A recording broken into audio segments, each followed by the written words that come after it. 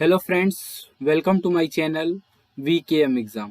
तो मैं आप लोग के लिए एक नया वीडियो लेकर आ गया हूँ, जिसमें मैं आपको बताने वाला हूँ इस वीडियो में पूरा कि इंडिया पोस्ट GDS का जो रिक्रूटमेंट था 2022 में, उसके रिगार्डिंग बहुत सारे लोगों को डाउट आ रहा है कि आखिर मेरा एज कितना होगा तो मैं फॉर्म फिल कर पाऊंगा। तो सर मैं कुछ डाउट्स बता देता हूँ जो कि सबको होते हैं, लगभग कॉमन डाउट्स है जो सबको होंगे कि आखिर मुझे सैलरी कितनी मिलेगी। पहला डाउट ये भी आता है। दूसरा कि आखिर मेरी एज कितनी रहेगी जो मैं फॉर्म को फिल कर पाऊंगा, कि मेरा फॉर्म कहीं मत छट जाए। तीसरा कि आखिर फॉर्म अगर मैं फिल कर देता हूँ तो मेरिट आखिर कितने परसेंटेज पे बनेगी जो मेरा सिलेक्शन हो पाएगा। चौथा कि जो काम मैं करने जाऊँ आखिर उसकी जॉब प्रोफाइल क्या है। और वैकेंसी पांचवा जो है, वैकेंसी कितने पोस्ट पर आई है, आखिर किस स्टेट में कितनी वैकेंसी है, क्या क्या डिटेल्स है। तो ये सारी चीज़ें लगभग सबको डाउट होती है। तो इन सारे डाउट्स का मैं आपको सॉल्यूशन इस वीडियो में देने वाला हूँ। तो आप इस वीडियो को अगर एंड तक देखते हैं तो आपके सारे डाउट्स जो है क्लियर हो जाएंगे। ठीक है, अगर आपको कोई और डाउट है तो आप जो है मुझे कमेंट बॉक्स में बता सकते हैं, मैं उसका सॉल्यूशन देने का ट्राई करूँगा। ठीक है, तो देखिए इंडिया पोस्ट GDS रिक्रूटमेंट 2022 जो ऑनलाइन फॉर्म डिटेल देखिए, इसमें टोटल पोस्ट कितने हैं 38,926, यानी कि 38,926 में टोटल पोस्ट आई हुई है। इसमें आप ये लगभग बहुत ही बड़ी वैकेंसी है। ठीक है, और इसमें देखो सबसे बड़ा फायदा ये है, ये डायरेक्ट भर्ती है। ठीक है, डायरेक्ट भर्ती कहने का मतलब इसमें कोई भी आपको एग्जाम नहीं देना है, यानी कि डायरेक्टली मेरिट के बेसिस पर ये सिलेक्शन हो रहा है। ठीक है, डायरेक्टली आप जो 10th पास आउट है उसके रिगार्डिंग पे आपको उसी बेसिस पर आपका जो है सिलेक्शन हो रहा है। ठीक है, अब इसकी अप्लाई करने की डेट कब से कब तक है, तो 2 मई से लेकर 5 जून तक जो है आप अप्लाई कर सकते हैं। लेकिन मैं आपको सजेस्ट करूंगा कि आप जो है 20 से 25 तारीख तक जाते जाते आप फॉर्म फिल कर लेना, क्योंकि अभी भी मैं ट्राई कर रहा था भरने का एक लोग का फॉर्म, तो उसमें बिजी आ रहा था साइट। तो हो सकता है लास्ट में तो और बिजी चलेगा। अभी तो स्टार्टिंग में बहुत सारे लोग फॉर्म फिल कर, जरूरी नहीं कि आज कल में ही भरो, लेकिन जो 20-25 तारीख तक जो जरूर फॉर्म आप फिल कर लेना, क्योंकि बाद में सर्वर बिजी हो जाएगा, हो सकता है फॉर्म जो आप नहीं भर पाओ। ठीक है, अगर आप भरना चाहते हो तो आप भर लेना 20 से 25 तारीख के बीच में। अब इसमें फ़ी की बात कर लेते हैं। जनरल OBC के लिए 100 रुपये है, SC ST PH और फीमेल के लिए जो है फी नहीं पे करना। ठीक है, उनको 0 रुपये पे करना है। ठीक है, अब एज की बात कर लेते हैं। बहुत सारे लोगों को ये भी डाउट रहता है कि आखिर मेरा एज जो है 2003 में है, 2 मार्च 2003 को है, या फिर 27 अक्टूबर 2004 को है, तो आखिर मैं फॉर्म फिल कर पाऊंगा कि नहीं। ठीक है, तो इसके रिगार्डिंग भी जानकारी आपको मैं दे देता हूँ। ठीक, एज जो है 5 जून 2022 तक 18 साल से 40 साल के बीच में होनी चाहिए। इसका मतलब क्या, ये भी समझ नहीं पाते हैं बहुत सारे लोग। तो इसके रिगार्डिंग जो है देखो, जिसका एज जो है 5 जून 1982 से लेकर 5 जून 2004 के बीच में है, वो लोग इस फॉर्म को फिल कर सकते हैं। ठीक है, इसका सिंपल जो है, आपका अगर एज जो है मान लो कि 2 जून 2004 है तो आप फॉर्म को फिल कर सकते हैं। ठीक है, इनके इसके बीच में कहीं भी हो तो आप फॉर्म को फिल कर सकते हैं। यानी कि जनरल के लिए जो 18 साल से 40 साल एज दिया, OBC के लिए 18 से 43 साल है, SC ST के लिए 18 साल से 45 साल है। ठीक है, तो ये एज की बात की मैंने।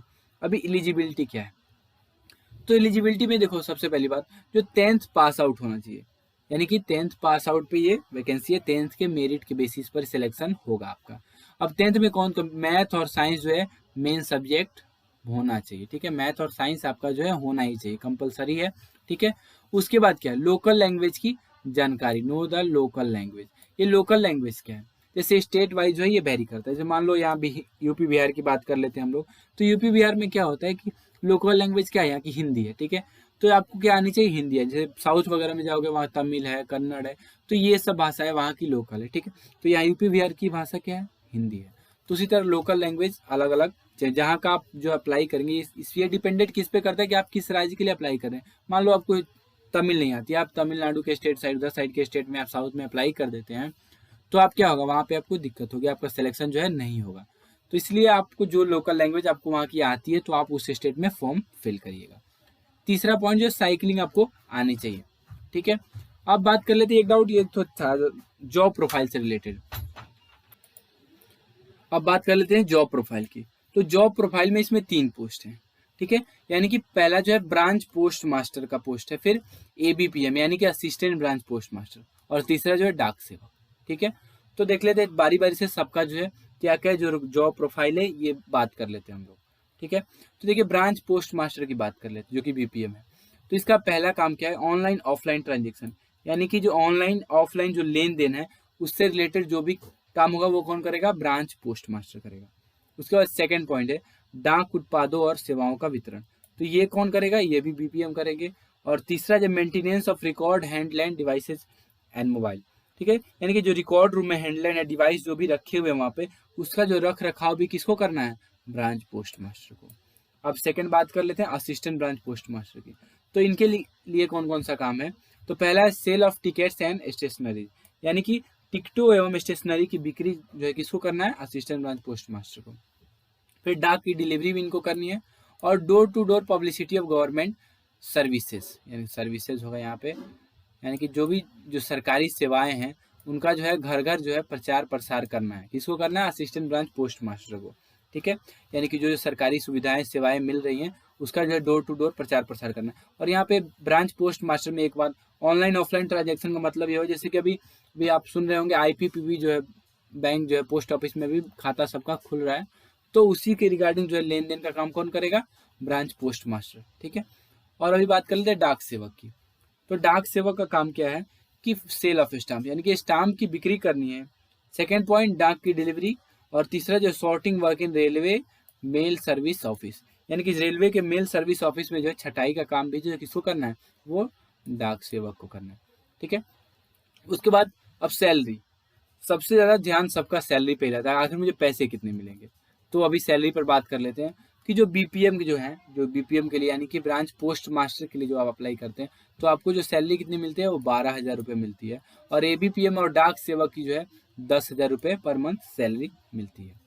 अब उसके बाद एक और डाउट आता है कि आखिर मुझे काम कितने घंटे, पैसे तो मुझे मिल रहे हैं 12,000 या 10,000, तो काम मुझे कितने घंटे करने पड़ेंगे। तो वर्किंग आवर आपका जो है 4 से 6 घंटा रहेगा, ठीक है। 10 बजे से लेकर मतलब नॉर्मल जो है सारे ऑफिस जो है 10 बजे तक खुल ही जाते हैं, ठीक है। तो यानी कि आपका जो वर्किंग आवर है 10 बजे से लेकर 2 बजे या 3 बजे तक आपका काम जो है खत्म हो जाएगा, ठीक है। वर्किंग आवर्स हो गए। अभी देखो कुछ स्टेट्स की लिस्ट में दिखा रहा हूँ, जैसे यहाँ पे दिख रहा होगा स्क्रीन पे आपको, ये देखो सर्कल जो किस राज्य का है, ये वहाँ का लोकल लैंग्वेज के बारे में भी जानकारी दिया है, कितने अनरिजर्व में कितनी सीट है, ओबीसी ईडब्ल्यूएस एससी एसटी सारी डिटेल यहाँ पे। जैसे यहाँ पे बिहार की बता देता हूँ मैं, बिहार में देखो हिंदी है बिहार की लोकल क्या है, यहाँ पर लोकल लैंग्वेज हिंदी। वहाँ पे अनरिजर्व के लिए कितने सीट है, 464 है, ओबीसी के लिए 247 है, इसी तरह ईडब्ल्यूएस के लिए 83 है, एससी के लिए 144, एसटी के लिए 31, इसी तरह सारी सीट्स दिए हुए हैं, ठीक। टोटल कितने 990 सीट्स हैं बिहार में, ठीक है। छत्तीसगढ़ में भी हिंदी है, दिल्ली में भी हिंदी है, फिर हरियाणा है, हिमाचल प्रदेश है, जम्मू कश्मीर है, झारखंड है। तो ऐसे बहुत सारे स्टेट हैं जिनमें क्या है, हिंदी जो है लोकल लैंग्वेज है। तो इसीलिए क्या होता है, इसी कारण से क्या होता है कि हिंदी जो है, हिंदी का कट ऑफ जो है, जहाँ लोकल लैंग्वेज हिंदी है वहाँ का कट ऑफ जो है ज़्यादा जाता है। तो वो मैं बताऊंगा आपको वीडियो में, अभी अब बने रहेगा वीडियो मेरे साथ, मैं बताऊंगा कि किस स्टेट्स में जो है कट ऑफ जो है ज़्यादा जाता है, ठीक है। तो ये सब अब मैं बारी बारी से स्क्रॉल कर दे रहा हूँ, आपको नोट करना हो तो आप वीडियो को पॉज करके नोट डाउन कर सकते हैं, ठीक है। मैं ये इरेज कर देता हूँ, ठीक है। तो बारी बारी से आप नोट कर लो अगर नोट करना है तो आप, ठीक है। तो यहाँ पे देखो राजस्थान में भी हिंदी बोली जाती है। राजस्थान में कितनी सीटें टोटल, 1127 जो है जनरल के लिए। टोटल सीट्स कितने हैं राजस्थान के, तो टोटल 2390 सीटें हैं राजस्थान के लिए। यहाँ देखो वेस्ट बंगाल में भी क्या है, वेस्ट बंगाल में कौन कौन सी भाषा है, बंगाली है, हिंदी है, इंग्लिश है, नेपाली, बंगाली, इंग्लिश, ठीक है। तो ये सारी सीटें जो दी हुई टोटल सीट कितने हैं, 38,926। अब ये डाउट आता है कि आखिर किस स्टेट में अप्लाई करें। तो अगर आपको लोकल लैंग्वेज वहाँ की पता है तो लगभग मैं आपको बता देता हूँ कुछ एक बात कि हाई मेरिट वाले स्टेट्स कौन कौन से, जहाँ पे कट ऑफ जो है ज़्यादा जाता है। जैसे कि यूपी हो गया, बिहार हो गया, उत्तराखंड, हरियाणा, राजस्थान, दिल्ली, पंजाब, हिमाचल प्रदेश और वेस्ट बंगाल। तो ये सब कुछ ऐसे स्टेट्स हैं जहाँ पे जो है वैकेंसी जो है ज़्यादा होती है, उसके साथ साथ जो क्या होता है मेरिट जो है ज़्यादा जाता है, हाई मेरिट वाले स्टेट हैं ये। यानी कि किस कारण से, यानी कि लगभग जहाँ हिंदी बोली जाती है वहाँ पे जो है कट ऑफ जो है क्या जाता है, ज़्यादा जाता है, क्योंकि ज़्यादातर लोग भारत में पूरे लगभग सब लोग हिंदी जानते हैं, तो इसी कारण से इसका जो है कट ऑफ ज़्यादा जाता है। तो आप चाहें तो अप्लाई कर सकते हैं।